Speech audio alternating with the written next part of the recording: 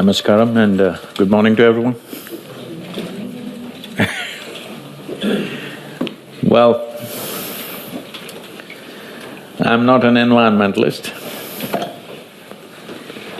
nor am I a scientist, and you can obviously see that I'm not a woman. So, I can speak about women's issues because I was embodied in a woman's body, so I have the right to speak.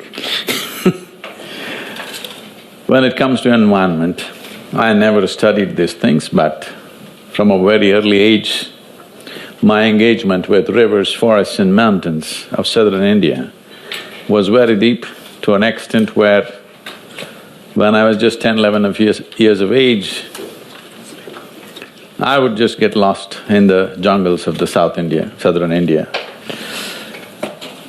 I lived off the jungles. For most of you, even if you go to a forest, you go and stay in a resort, you don't understand what I'm saying, living off a jungle, what it means.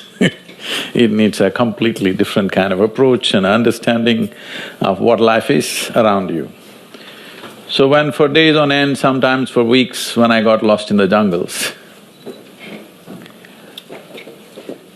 in my experience, it was never like that this is nature, okay, this is a tree, this is a river, this is an animal, this is an elephant, this is a tiger. No, when you live there by yourself without any protection, those are days when you don't have any communication, no phones, not even a torch. A torch was a big thing. I wouldn't have a torch. So when you live like this in the jungle, you experience this as an extension of yourself, a life larger than yourself. When I was 17 years of age, I floated down the Kaveri river, which unfortunate images of the river you see today, it's all sand. This wonderful river, which is the bread for two southern states in India, I floated down Kaveri river 163 kilometers, 13 days, on just 4 truck tubes and a few bamboos. I lived off the river. And why I'm saying about this is, unfortunately, this experience and this connect is missing in the world today. That is why we are doing what we are doing. We are doing everything wrong, simply because we have no clue what it is in terms of life. We only know it as an academic subject.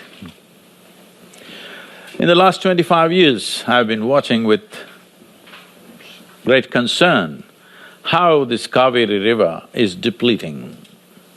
Every year on year, it's going down. 2 states are literally waging war for water between them as to who should get more. Even right now, there's a Supreme Court thing going on. It's going on endlessly. But nobody wants to do the right thing about reviving the river. Everybody is talking about how much can I get and how much can you get. Particularly in the last 7 to 8 years, the depletion is so sharp. Well, there the statistics say it's 39% depletion in Kaveri, but in my experience it's nearly 60%, what it used to be. About 3.5 months in 2017, the Kaveri did not even touch the ocean, it just dried up. When we launched a painting competition in over 130,000 schools across India, you won't believe, lot of children painted river. River in their mind was just sand. They actually painted pictures of sand, not of water. That is how the future generation understands a river, that it is a large bank of sand, that parents are taking them there in the moonlight when it's cool and they play in the river, that's just sand, no water. So this is where we are driving it. I don't want to go into all the statistics in terms of what is the level of depletion across the country. It's phenomenal. On an average, all rivers in India have depleted 60%. From what I hear, all rivers across the world have depleted about 35%. For this, there are many reasons, but the fundamental reason is you and me have not been concerned enough about it. There are many technical reasons that we can go into, but essentially, we have not activated a large mass of humanity to be a part of it. Ecological movements means always 15 people standing in the street corner and protesting about something. Everybody thinks these are some eco-nuts. So this is why we went into this rally for rivers where we wanted the nation to be engaged in a big way. 162 million people participated and it's become a movement, and now lawmaking is happening, action on the ground is beginning to happen. This is not a full solution. Solution needs lot more effort and time and a sustained effort. It's not like we do something this year and forget about it, next year it's not going to work. What I see is right now, it's wonderful that tomorrow they're launching this a decade of action for water revival or river revival. If we do it now, I would say in 15 to 25 years, we can bring back the rivers of this world at least by 20% up. If we do it after 10 years or 15 years later, let's say we start 2030 and then start working, it will take 100 to 150 years to have the same impact. This I am not saying with any kind of statistics attached to it. I'm watching these things every day. I live in this world and I have a certain sense of attention to what's happening. If we don't act now, the recovery will take much longer. And in this, when water becomes scarce, the first person who suffers most is the woman, always, in the rural societies. On an average, they're saying in the world, a whole lot of women, nearly about 800 million women, take 6 hours just to gather water for their family. 6 hours. I want you to just imagine, 6 hours of your life goes into just getting water. And obviously, when you have to carry water, all the beautiful things that water does to you and me on a daily basis, that will not be possible. Barely drink and make sure your children are fed or something like this, beyond that it will not go. So water shortages always hit the women first and then the others. So right now we are still in that state in this world, it is hitting the women very badly. Men are still managing to drink arak when there's no water, you know. But that will go after some time, they will also suffer. Right now they think they have a solution in a bottle, but that solution will go after a while. So what is the solution for this? See, one thing is agriculture. In India, agriculture consumes 84% of the river water. In the rest of the world, it averages somewhere around 68 to 70% of the water is consumed by agriculture. In Europe, it's around 25%. In America, it's around 40%. Why this is so is there is a distinct difference between nations which are located from 0 to 33 degrees latitude and what is above. So generally, whatever I speak is within 33 degrees latitude because here the precipitation is of a certain kind. For example, in India, the precipitation or the rain is approximately 45 to 50 days in a year on an average across the nation. The water that comes down in these 45 days, we must have the ability to hold it in the land for 365 days. This is where the real problem is. In Europe, the average rainfall and snowfall put together is about 170 days of precipitation. And there is an advantage with snow, it stays there and slowly melts down, giving time for the earth to absorb the water. But when it comes to heavy monsoon showers, if you don't have the necessary vegetation to hold it, the moment it comes, it's a runoff. And the runoff causes enormous damage both to the soil and agriculture and the lives of the people. Every year during monsoons, hundreds of people die because surprise runoffs will happen, that what you did not expect, that much flood will come all of a sudden. So the fundamental thing that we're aiming at is, we need more vegetation. We don't have enough vegetation for the number of people that we have right now. Well, in all this, the elephant in the room is population. Nobody wants to talk about it.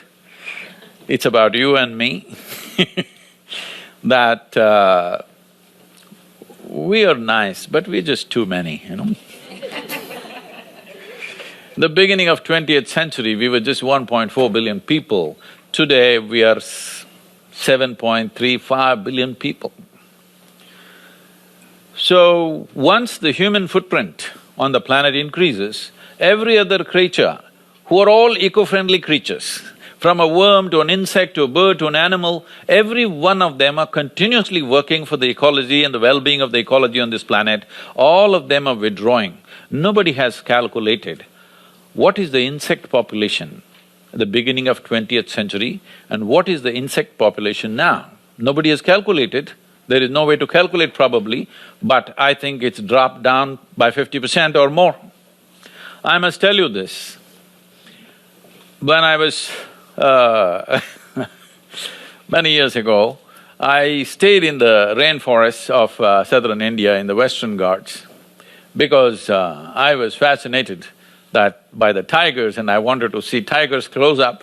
So for about 23 days, I stayed in the jungle by myself.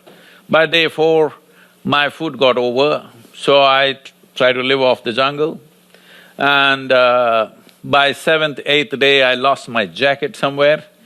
And by about 10th or 12th day, I lost one half of my shirt. Don't ask me how it happened but I had only half a shirt. But I didn't have the mind to get rid of it because that was a little bit of support in the night.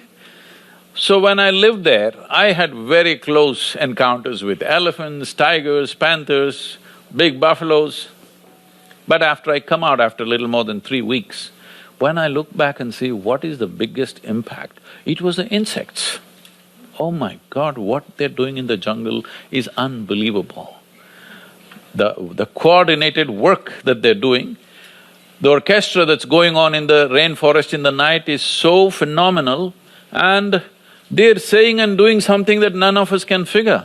What I noticed is, in the Western Ghats, exactly at 2:15 in the early morning, one set of insects will stop their concert and another will just start. Repeatedly, every day I saw exactly at 2:15 in the morning, they're doing something that we haven't even figured what. They're doing something so coordinated and so fantastic that we really don't know what they're doing. Today, some scientists are saying if all the insects on the planet die today, that means life on this planet will end in the next 18 to 30 months. If all the worms die, all life on this planet will die in the next 3 to 6 months. If all of us disappear, planet will flourish. So we must understand our misunderstanding about our self-significance. It's very important because we have come to a place where our population is of that size that unless we are a sensible population, there is no way. Simply, we are heading in a direction that there is no way.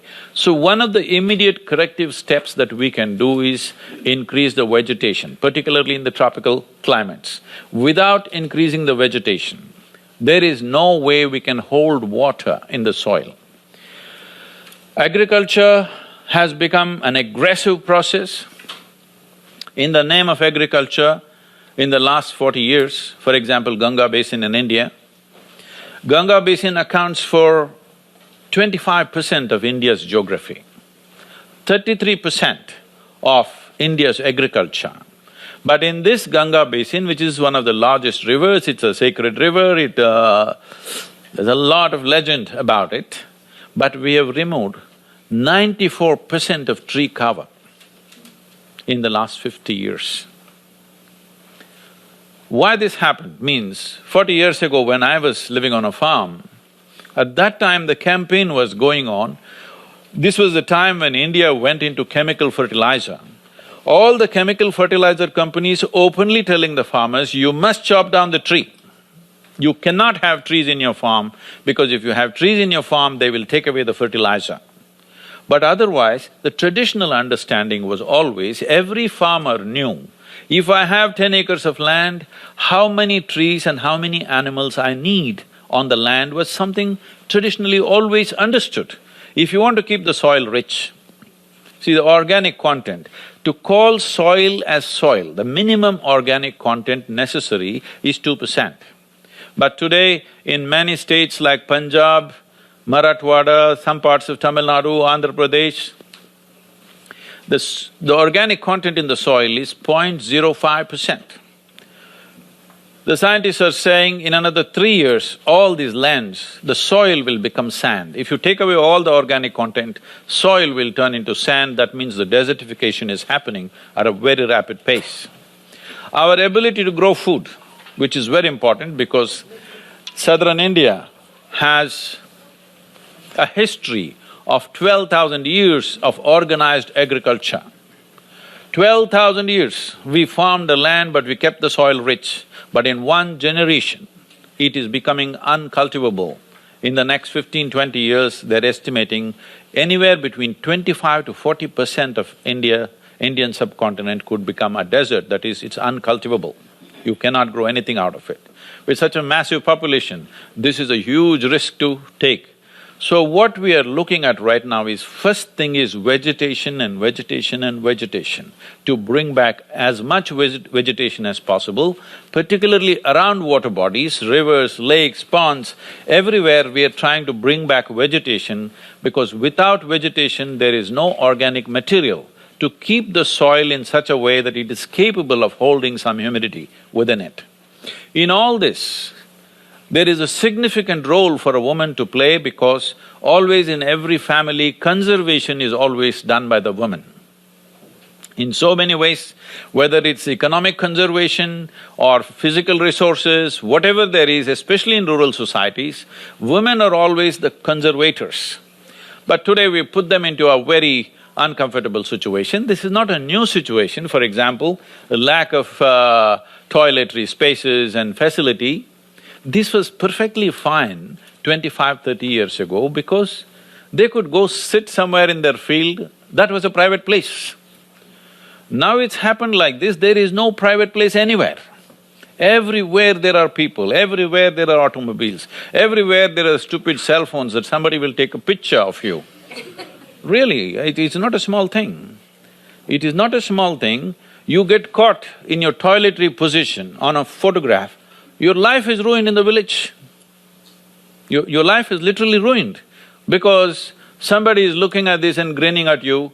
It's kind of… once you take away that little space that a woman needs, this is a simple way of exploiting, that if you take away that private space for a woman, then she will never come forward, she's always on a back step. It's a very simple way to exploit a woman is that you don't give her that little private space that she needs for her own toiletry needs and little bit of privacy. If you take away that one thing, then suddenly you will see that she is always on back foot. So this has to change. As a part of this, the government of India has built over 16 million toilets in the last 4 years. It looks like a big number, but we are 1.3 billion people. And not only that, there are other cultural and also the water deficit areas. Even if you build a toilet, nobody wants to use it because there are water scarcities in the area. So we are trying to solve this on many different levels. I will tell you my experience. Well, almost 25 years ago, when we first went to set up this yoga center in southern India, it's about 35 kilometers from the city. We're in the… at the foothills of a mountain. So every day when I finish my programs at 9 o'clock in the city and I drive somewhere around 9:30, I'll pass through these villages and it would be most embarrassing for me because many women will be sitting on the roadside for their toiletry requirements. They can't go in the morning because morning there'll be men out there. So they go in the night, in the evening, in groups. And when the car headlamps flash, they would just put their heads down and I would feel so terrible. I would wait in the city for 2 hours before I drive so that I'll drive there around 11:30, by then everybody's gone. Then we decided, let's build a toilet. So these 2–3 villages that I have to pass, I said, we must build toilets here for the women. So I went visiting them and these are small homes that the state government had built for them. For them it was overwhelming to have me in their homes, but when I walked in, I was just looking around. Then I found a toilet in their house. And I said, but there is a toilet. But then they said, Sadhguru, how to do it inside? Forever, for ages, toilet means it happens in the fields. How to do the toiletries inside the house, they feel it's a kind of a sacrilege. That is when I understood, so if you provide a private toilet, they won't use, they need a public toilet which is functional and clean, which is a challenge. Because most of the men are not potty trained. Yes, once they use it, nobody can use it. You know this. So, this process is going on right now to bring awareness how to use a public toilet so that the next person who comes doesn't feel like not coming here and going sitting on the street somewhere. How to make it that way, and also the water is a big challenge because somebody gives a small piece, donates a small piece of land, we go and build toilets there and we beg for water from somebody and put one little pipeline. But in summer months, that guy cuts it off because he wants water for his fields. So this goes on like this. So there are solutions for this, we have come up with various solutions, but the important thing is execution. It is such a massive level of execution. Governments are doing what they can do, they're providing subsidies and stuff, but still without the involvement of the community and the responsible way of handling it, there is no solution. You can build toilets, somebody is tying goats inside the toilet. Somebody is using it for some other storage purposes, so all kinds of things. So this needs a national movement. This is what has been unleashed now in the name of Swachh Bharat, that a national movement. So the Rally for Rivers is very significant in this direction because one thing is, right now in Maharashtra, this is beginning to happen now, it's on the ground, the detailed project report is ready and we are planting, what is 15 crore trees now, what is that? 150 million trees in the coming year. On the river banks, we've taken up 2 tributaries. One reason why we are taking tributaries, not the main rivers, is people have forgotten that rivers exist only because of tributaries. For example, Kaveri, this river, had over 72 tributaries about 40 years ago. Today, 37 of them have completely vanished. We're looking at the main river and wondering why the water is not flowing. Because still we have this fancy idea that rivers come from heaven and land in somebody's hair and drips down onto the ground, all these kind of things. People have not understood the mechanics of how a river is made. So this is one thing on the ground we are trying to bring into our understanding. First of all, to bring the focus to the tributaries. We have identified 110 tributaries across the country.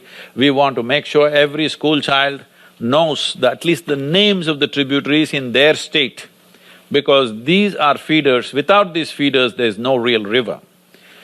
So this is a massive process, this is not going to happen overnight, but a time has come that if we… See, I'm not trying to paint a doomsday picture because wherever water shortages have come in rural India, a whole exodus has happened from those villages to the city.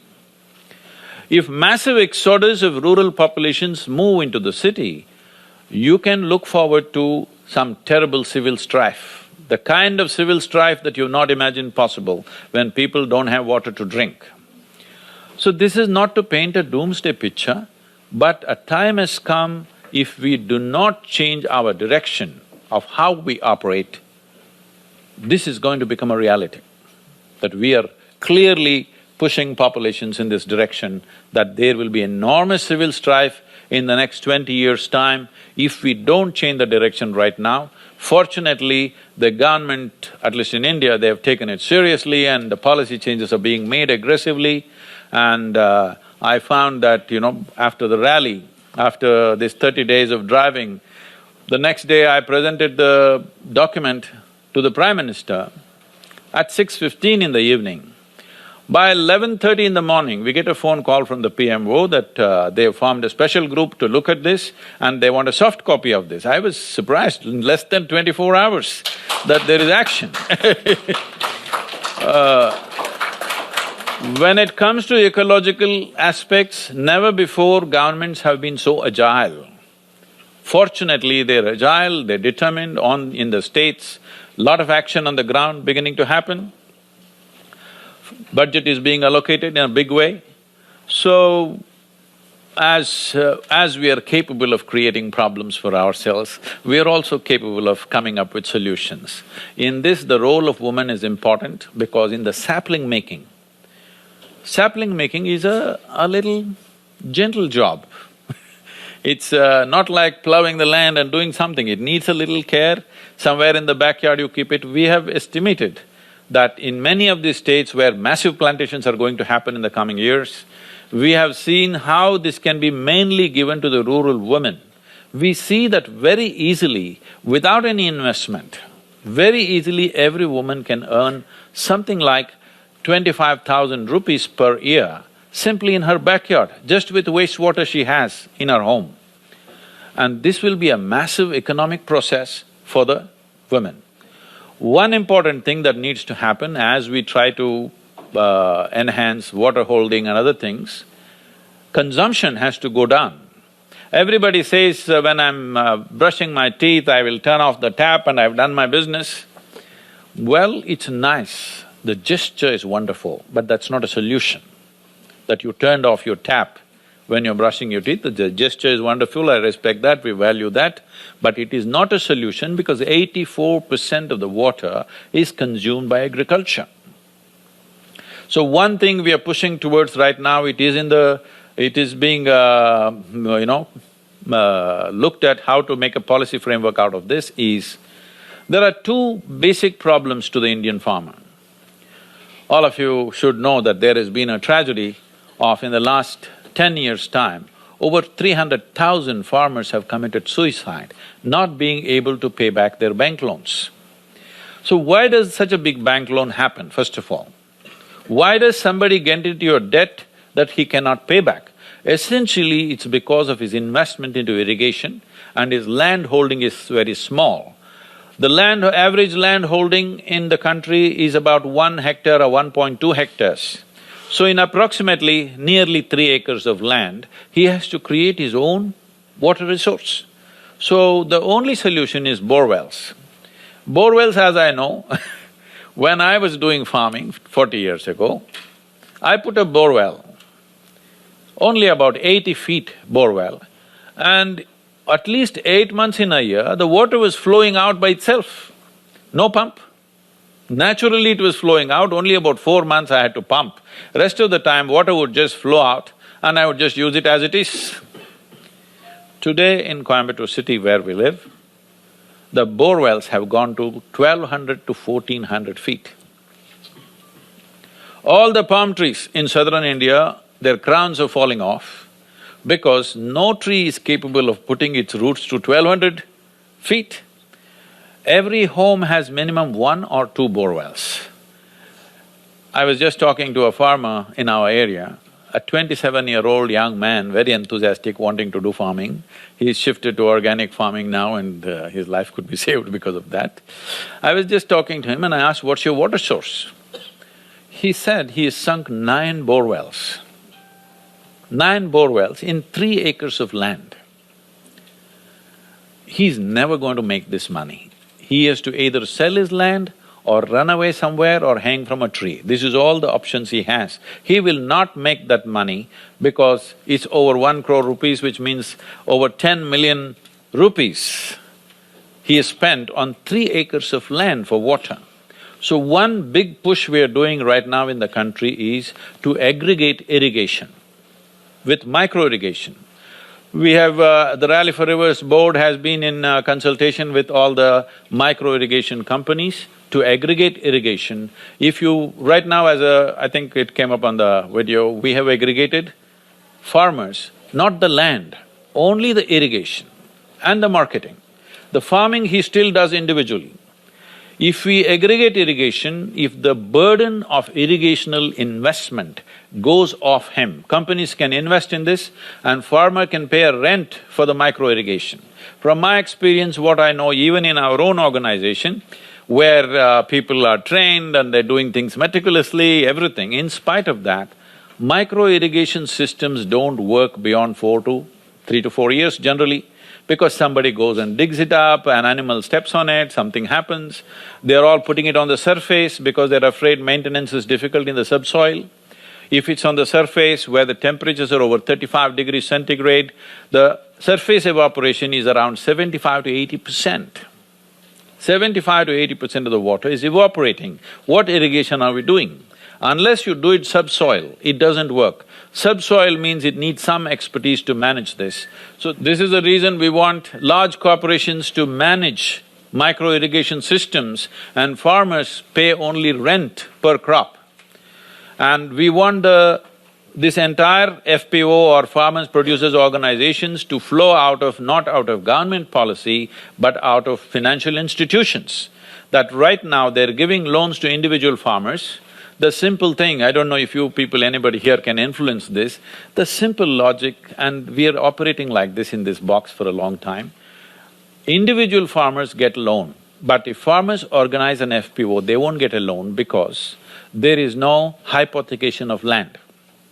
Only if land is secured.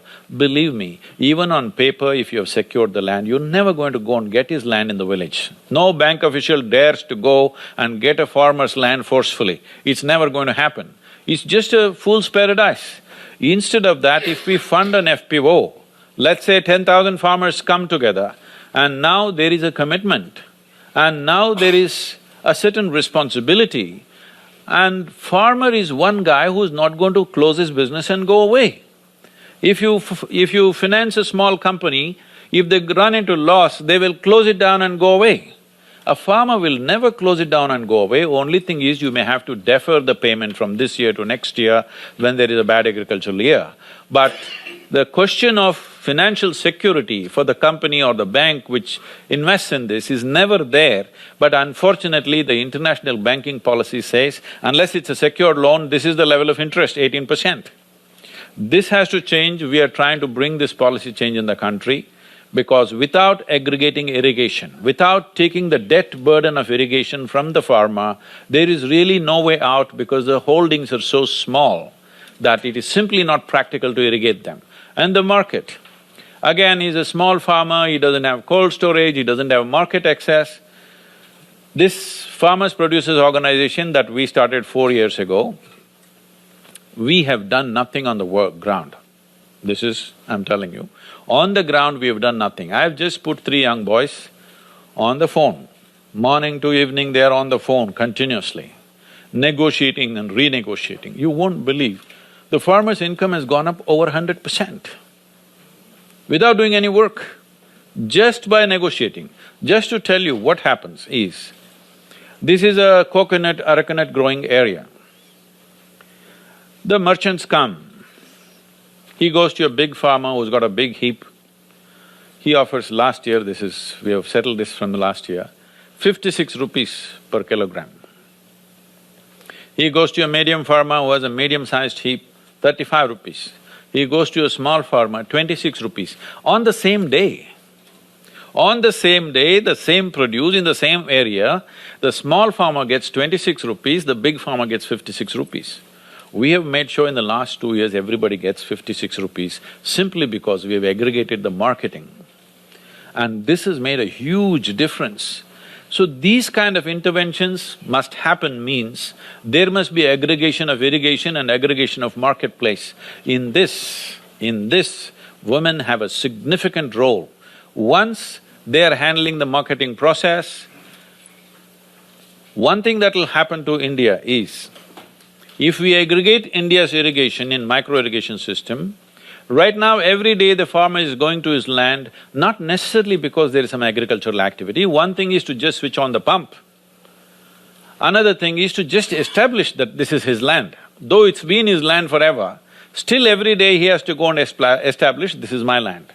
If large companies take over irrigation, if the farmer doesn't have to go and switch on the pump on a daily basis, he has to go to his farmland for active agriculture, I'm talking. He has to go to his land only 60 to 65 days in a year.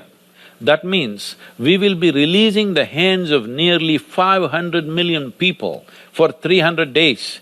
The amount of allied and alternate and value addition industry and craft and other things that can come up in this is tremendous. That if we know how to harness this, there's a tremendous revolution waiting there.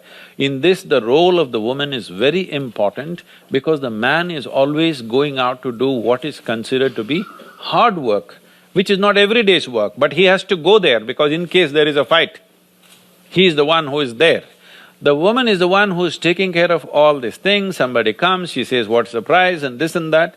If this gets into her hand, once there is more economy in the hands of the woman, I'm sure sanitation will be one of the prime issues in her mind. It's not like the last issue. Right now it looks like it's the last thing on people's minds. That would be the first thing on her mind, and naturally this would get handled. Whatever subsidies and other government assistance that is there for sanitation would definitely get to the ground. We have seen this happening in villages. Initially we went and approached panchayats and the ruling bodies, but now we just go and meet the women to put our toilets in the place, but the maintenance is given to women. We are giving some small salaries for them, just a small, very small salary for them to see that it's kept clean. And in those villages, it's working wonderfully well because it's self-significant to them. It's important for their survival that there are toilets and there are sanitary spaces for them. So this water as a source, water is not a commodity, water is life-making material for all of us. You know, you shake yourself and see, you're just a body of water, 72% you're water. So if we don't protect the water bodies, this water body won't survive. This is staring in our face. People who are living in North America may not think it is such a dire thing, but believe me, in Asia and Africa, it is very huge issue, and we are rapidly moving to a place where turning around will be very difficult. It's appropriate that at this moment the United Nations has taken this step of a 10-year action plan, and which is most vital. It's important that we make this into a success because this is the survival of this generation.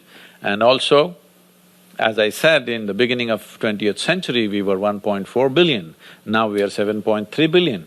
United Nations has made a projection, by 2050 we'll be 9.6 billion. I want you to think, when it's 9.6, do you want to be here? It doesn't matter, you may grow enough food, you may build enough toilets, but do you want to be here in that crowd? So this is something we must understand. This is happening not necessarily because of excessive reproduction, it is because lifespans are getting better, which is a wonderful thing that human beings are getting to live a full lifespan.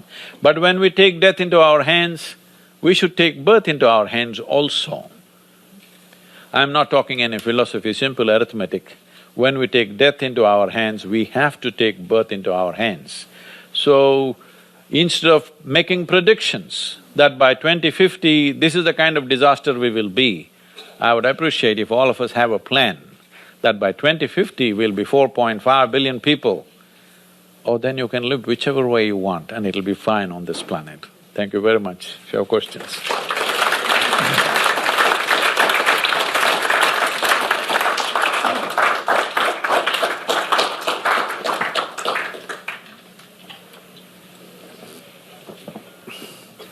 Sadhguru, thank you so much for that amazing talk. What do you recommend that we can do to help you from New York with this cause? Say, to put this on the ground, one thing that's needed is a very committed participation on the ground. Fortunately, we have managed that like never before. I just gave a call to the youth in India that this is the situation. Now it's our choice. Either we are a vain generation, we just complain and we died, or we did what we have to do. So if you want to do something, you don't have to give up your life, give 3 years of life to me. Only qualification is, you should drop one thought in your mind, what about me? 3 years you live without this question, what about me? We'll solve this problem. So today, hundreds of young people, men and women, they've dropped their jobs, some of them they've dropped their final year education and they're here for 3 years and they're coming. We're taking 40 at a time and training them and putting them on the ground. Every month 40 people are going on the ground. Highly qualified people, holding good jobs, they've given up their jobs and they've come. 3 years I told them I'll give them food and clothing, that's about it. So that commitment we are seeing in the youth, but it also needs a huge financial backing. Whether the governments, both state and center, will be able to take care of everything or not is a big question. One important thing for a moment like this is, it must get quickly on the ground and people should see the result very quickly. If you don't show them any result in the next 1 or 2 years, people will lose their interest. They'll go and do something else, okay? So, to make that result happen as quickly as possible, one thing is a fund. We need a big fund so that wherever there is slowdown of government, we must be able to infuse that fund. A group of responsible people, if they own this fund and disperse this fund according to the needs of the projects on the ground, governments have allotted money, but the government procedures everywhere and particularly in India takes time. Now the monsoons come end of May, I want to plant then, but the government sanction comes in October. This is the usual case. Whatever we've done our work, all these 36 years, has all happened out of our own funding. That's what is effective. Wherever we waited for outside fund, what has to happen today will happen tomorrow and it's no good. It's simply no good. If it doesn't happen in a timely fashion, because nature is not going to wait for your bureaucracy. This day it rains, this day we must be ready, otherwise it won't work. This day there is a summer vacation for the schools, this is the time we can plant.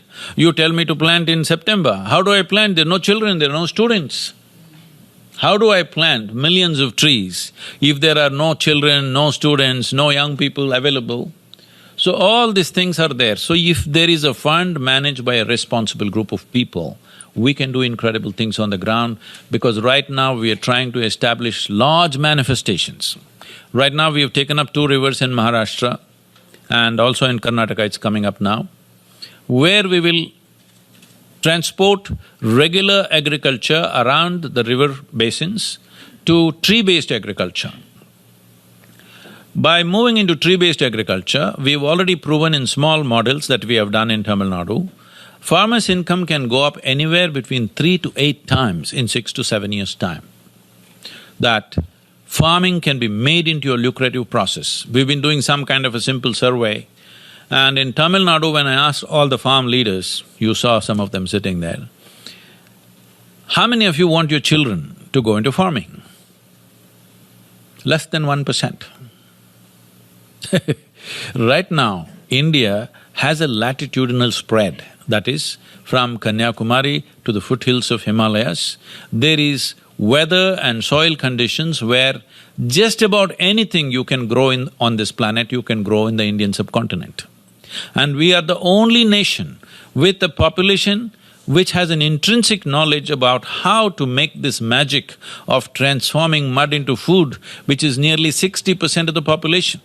In United States, such a population is less than 2%. In India, we have 60% of the population who have this intrinsic knowledge, we have the land, we have the weather.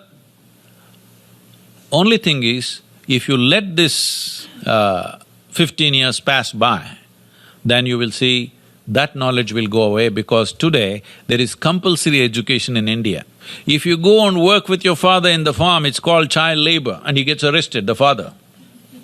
Yes, unfortunately. So all the crafts we have killed, all handicrafts we have killed because if you sit with your father or mother and weave a basket, this is child labor, somebody will come and arrest you. Now if you go to your farm, somebody will arrest you. So no children are going to the farm, everybody is going to the school, learning algebra. I don't know for what. So we are going to lose this intrinsic knowledge that we have, because over 12,000 years of organized farming, there's an intrinsic knowledge. He may not know any agricultural sciences, but he just knows how to grow a crop. Believe me, many of you who are very well educated, you may be MBAs in many things, just grow one crop, I'll give you fertile land. Believe me, you can't do it. It's so complex and it's so timely, it so meticulously needs to be done, otherwise it won't happen. He looks illiterate. Just because of his looks, we're thinking it's some incompetent job. No, food is the most important thing in our lives. We might have forgotten because we've had our breakfast. So this capability is going to go away, so we are trying to make some policy changes. So we are trying to manifest large-scale manifestations where shifting to tree-based agriculture, how it is one of the most lucrative activities you can do in the world. We have proved this in Tamil Nadu.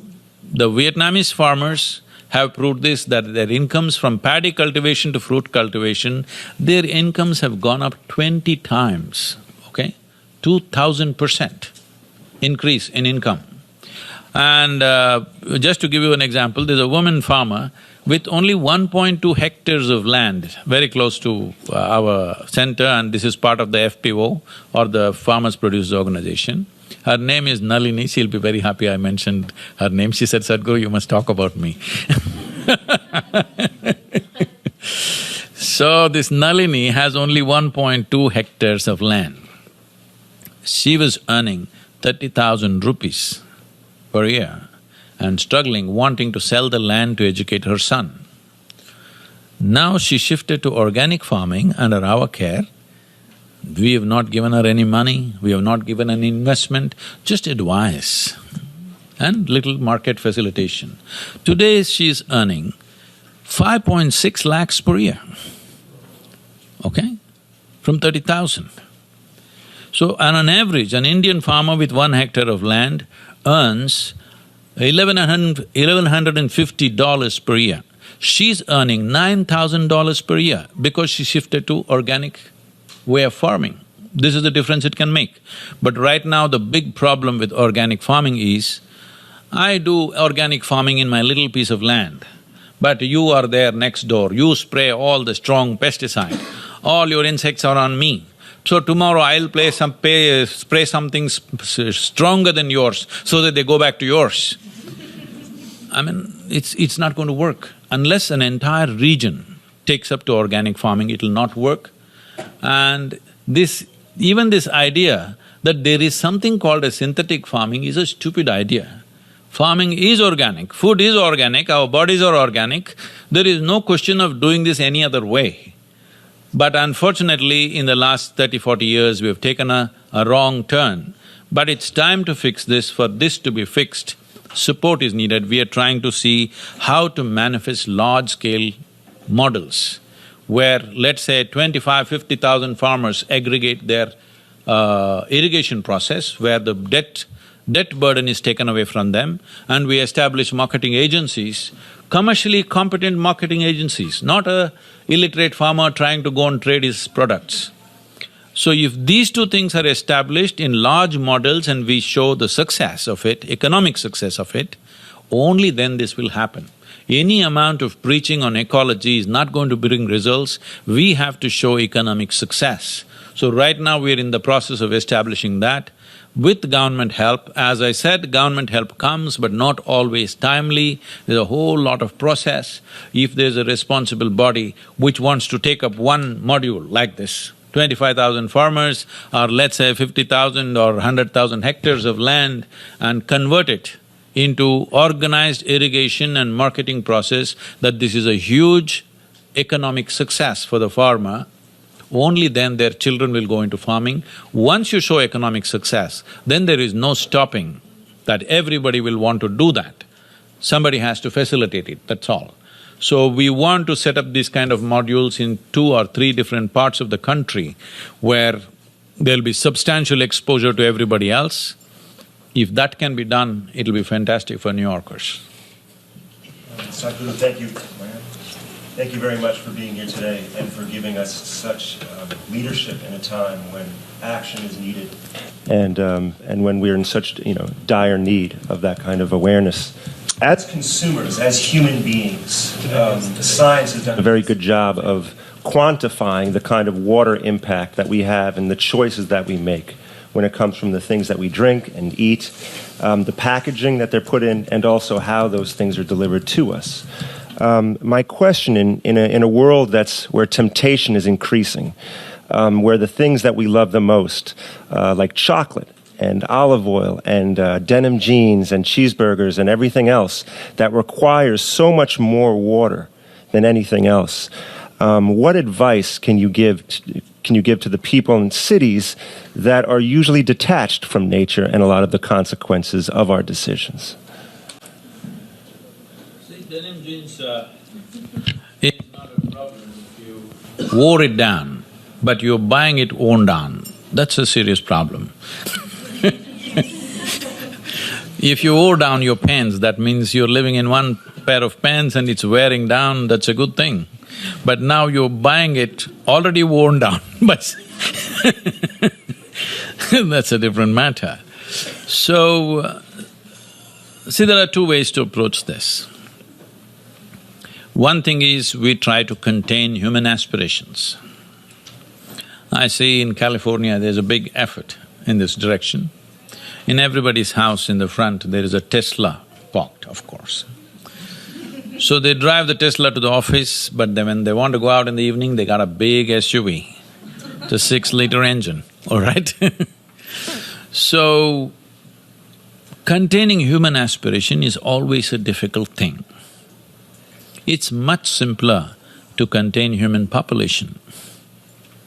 It's a much more sensible way to do it, because this whole idea that every other life is here to serve us, this must go out of our head. If you spend sufficient amount of time, if you just spend enough time with the ants, you will see they have a life of their own completely. Their traffic is better managed than ours. Hello? If you spend a little time with any animal, you will see they have an entire life of their own. Somehow we think we are the only life, rest are all here to serve us. This wrong idea, either through culture or religion or whichever way it's entered our mind, first thing is we have to get rid of that one idea. If we get rid of that one idea, we will look at, when we say life, we don't just mean you and me, we mean all life. As I was saying earlier, the planet can thrive without us, but cannot thrive without worms, insects, birds, animals, isn't it? Or trees for that matter. So this has to sink in to our next generation. In our schools, ecology is not a subject, it is a space in which we live. It is our home. Maybe we'll build a box like this for ourselves, but the real home in which we are living is the ecological space. So this has not sunk in, because unless this sinks in, whatever we do is very patchy. Okay, we won't wear denims, we'll wear something else. Okay, we won't drive a petrol car, we will drive an electric car. But this is not a solution, these are all band-aid treatments for cancer. What we are suffering right now on the planet is a serious cancer. But we think by band-aid, as I said, I will turn off my tap when I'm brushing my teeth, which we always did, we did not even think it's ecological. Right from our childhood, our mothers always told us, you're not going to waste anything, you know whether the food that is served on our plate or the water that's… If water is served in the cup at a meal, we have to drink that water before we get up in our homes. Not because there was a water scarcity, that's how it was. What is served on the plate must be eaten, what is in the cup must be had. There's no question of leaving it and going away. So we've developed a culture of wantonness mainly because we think we are an exclusive life. We are not an exclusive life. Because other lives have included us, we have a life, but we have excluded them, for which if we do not consciously correct this, nature will do it to us in a very cruel way. It's my wish, being human beings, we will correct these problems consciously. Don't allow nature to do cruel things to us, and it will do. If we Let it go like this, nature will do very cruel things to us. But being human, our fundamental quality is that we are capable of being conscious. We must solve our problems consciously, and this is the time. We can't let it go by now. Good morning, Sadhguru and everyone else here. Thank you. I feel honored to be in your presence. My name is Ajay. I study at NYU and I also work at the United Nations. My question is directly in line with the previous question. I think in this world of consumerism, the solution to all of this is spirituality. I see consumerism and spirituality. To lead a spiritual life, I think then most of the excess need is cut off. But my question is, they say, I'm a classic example of no knowledge is better, some knowledge, total knowledge is power, but some knowledge is dangerous. I'm a classic example of that. Because I read spirituality, I read about philosophy, and then when I try to apply it in my real life, it's magic, it's like sometimes it works, sometimes it doesn't. It seems like a pain when I can use all the resources at hand, but I think, I need to be spiritual. But then I feel the time is now. You need to be now and you need to use your resources. So this half knowledge of knowing something and not knowing how to truly use it is my challenge. And what do you think is a way out of this? If something is working, sometimes not working, that's not magic, that's called an accident. So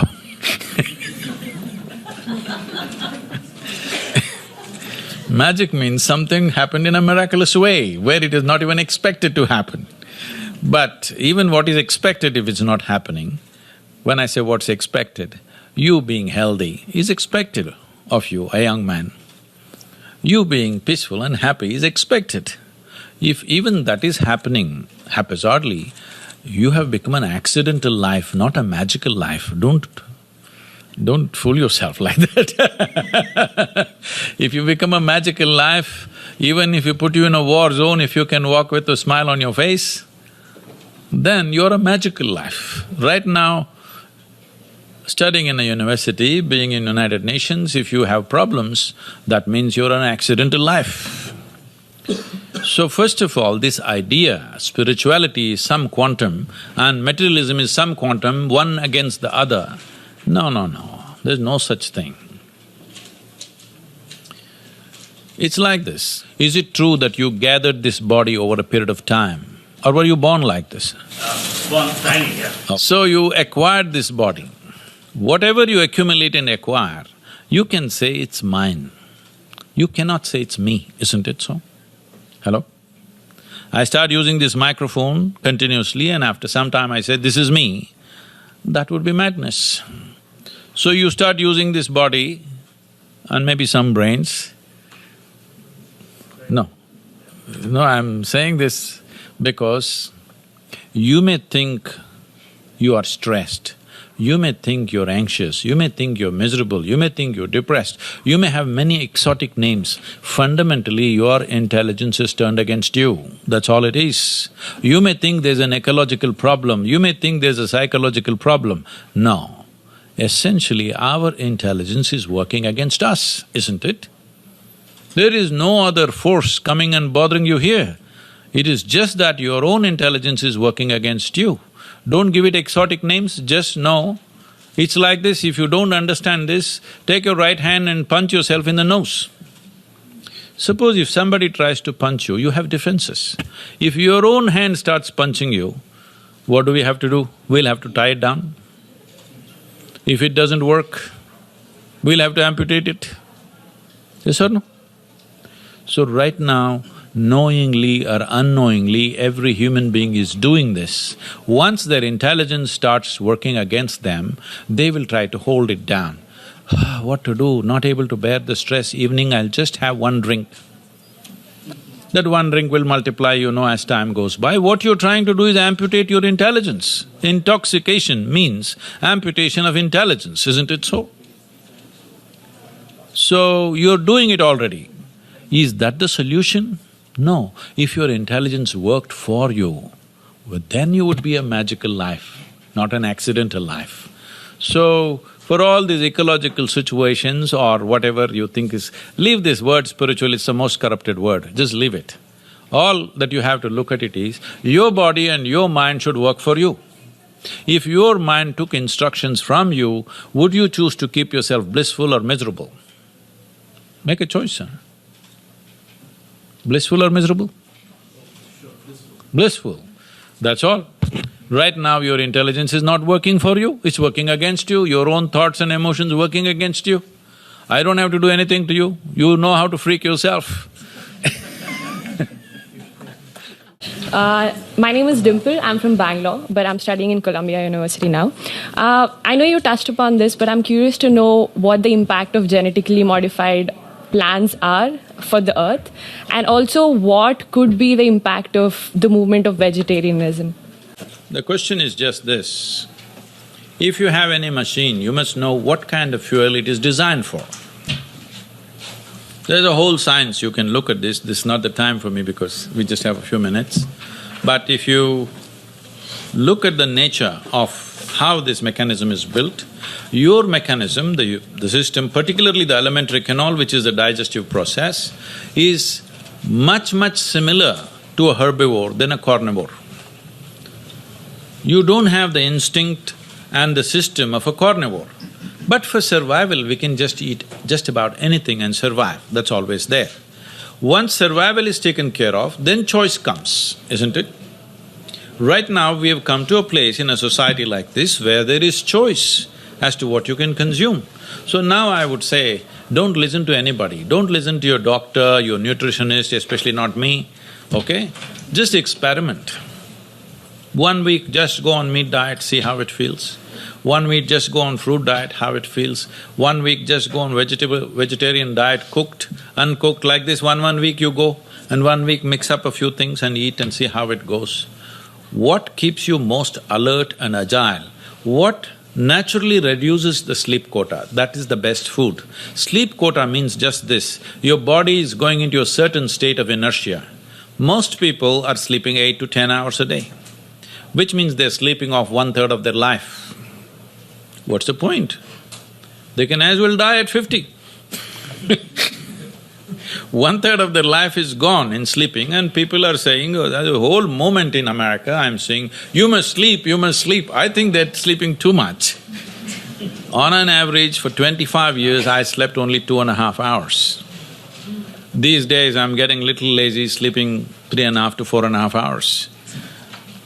Because this is not about depriving yourself of sleep. If your body is in a certain state of agility and aliveness, sleep will naturally go down. Death will come, you don't have to practice it every day, 8 hours a day. It'll anyway come.